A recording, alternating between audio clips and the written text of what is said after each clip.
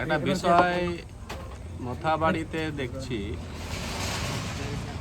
ফেসবুকে ঢুকেই দেখছি, মনে হচ্ছে মেহসুস করছি যেটা যে মরা বাড়িতে চলে এসেছি।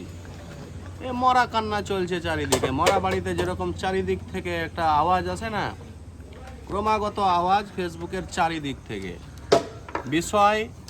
বিষয় হচ্ছে সিনেমার টিকিট দেওয়া নিয়ে। দারুণ সিনেমা, যেটা 5 বছরের শেষে এবার লঞ্চ হতে চলেছে 2026-এ। ওই সিনেমার যে মূল অভিনেত্রী আর অভিনেতা, এরা এবারে মথাবাড়িকে কনফিউজ করেছে যে সিনেমা তো দেখাবো, কিন্তু টিকিট কে নিবে। আর এই টিকিটের হুড়াহুড়িতে এমন পরিস্থিতি তৈরি হয়েছে যে যেদিক থেকে পারছে ছুটছে। আর একজন ফের 5 জন 7 জন করে সাথে নিয়ে ঘুরছে। যদি জানলা দিয়েও টিকিট পাওয়া যায় তো যেন ধরে ওপর দিকে তুলে জানলা দিয়ে টিকিটটা নিয়ে সিনেমাটা দেখা যায়।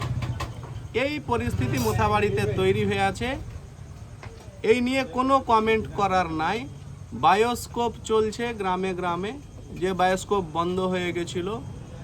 আর এই যে সিনেমার টিকিট নিয়ে যে হুড়োহুড়ি লেগেছে, এটা নিশ্চিত করছে যে মথাবাড়িতে সিনেমা দেখা দেখি হবে না।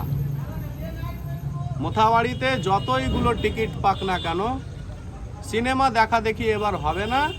এবার মথাবাড়ির জনগণ সিদ্ধান্ত নিয়েছে কোন পথে পরিবর্তন, আর কোন পথে উন্নতি, আর কোন পথে বেঁচে থাকার লড়াই করার যে অক্সিজেনের প্রয়োজন, সেই অক্সিজেন কোন পথে পাওয়া যাবে, কোথায় গেলে পাওয়া যাবে। এটা শুধু সময়ের অপেক্ষা।